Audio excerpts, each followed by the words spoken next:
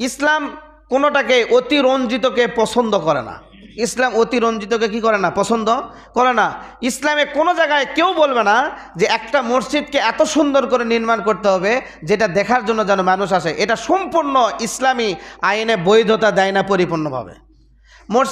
মসজিদ হলেই হলো যেখানে মানুষ শান্তিভাবে নামাজ পড়তে পারবে, এতটুকু হলেই হলো। আপনাকে সেই মসজিদে এত কারুকার্য এত সৌন্দর্য কেন করতে হবে যেটার জন্য মানুষ মসজিদ দেখতে যাবে, নামাজ পড়তে যাবে না? ওই টাকা দিয়ে যদি আপনি গরিব মিসকিন অসহায় মানুষের পিছনে খরচ করতেন তাহলে ইসলাম আরও অনেক ফজিলত আপনাকে দিত।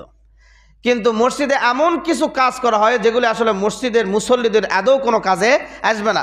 মনে রাখবেন, মসজিদে এমন কিছু জিনিস তৈরি করা যেগুলি মুসল্লিদের জীবনেও কাজে আসবে না, এগুলি অনর্থক। এগুলিকে অনর্থক বলে। আর এটার দ্বারা সওয়াব হবে না, বরঞ্চ গুনাহ হবে। কি হবে?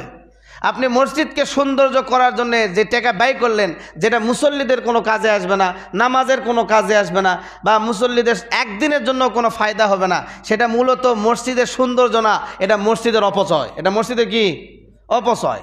মসজিদের নামে অপচয়। আপনার মসজিদের 10টা ট্যাপ হলে হয়, আপনি যদি মসজিদে 100টা ট্যাপ লাগান, এটা অপচয় না? কারণ অপচয় না? আপনার মসজিদে যে মুসল্লি 10টা ট্যাপ লাগালে ওযু করার ব্যবস্থা হয়ে যাবে, কিন্তু আপনি যদি সেখানে 100টা ট্যাপ লাগান সুন্দর করার জন্য, একটা ঘর করে বিল্ডিং। সেদিন ইজতেমা থেকে আসতেছি, বলতে হয়, এখন না বললে কিছু করার নেই। ইজতেমা থেকে আসতে এক মসজিদে দাঁড়াইছি নামাজ পড়ার জন্য।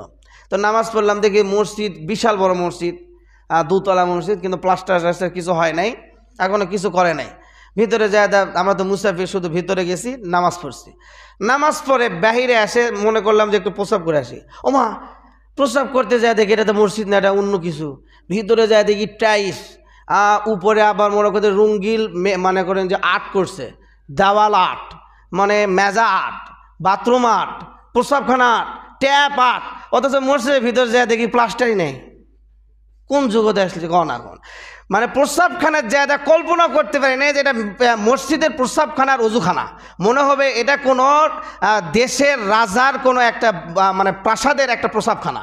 আর মসজিদের ভিতরে যেয়ে দেখি যায় মনে করেন চাদরই নেই, নামাজ পড়ার কোনো ব্যবস্থায় ওই রকম নেই। তাহলে মানুষ কত বিলাসিতা আর কত অপচয় করে যে একটা প্রস্রাবখানার মানে ছাদেও আর্ট করতে হয় মসজিদের। এটা অপচয় না? কত কোটি কোটি লাখ লাখ টাকা খরচ করে একটা ছাদে হাত করে, কি ওর দরকার আছে? মানুষকে পেশাব করবে ছাদের উপর তাকাবে?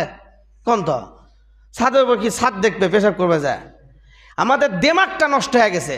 আমরা এখন টেকা পেয়ে কি করতেছি না করতেছি হুঁশ পাচ্ছি না। মানে মানুষের থেকে খালি টেকা দাও, মসজিদ করবো, এই করবো, খালি টেকা দিয়ে মসজিদ করে একবারে 4তলা 5তলা করতেছে, এক কাতার লোকও নেই।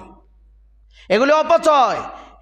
আবার দেখেন যে ওই মসজিদে ইমাম মুয়াজ্জিনের খবর নাই, চাউলি পাচ্ছে না, মানে ভাত পাচ্ছে না, ইমাম মুয়াজ্জিনকে টেকা দিবে না, কিন্তু মসজিদের ওই বা পেশাবখানার কি করবে? ছাদের উপর আর্ট করছে।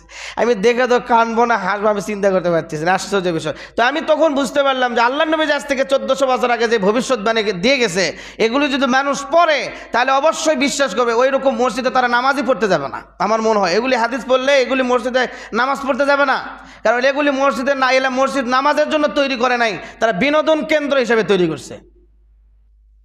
আল্লাহ তাআলা আমাদের সবাইকে হেফাজত করুক।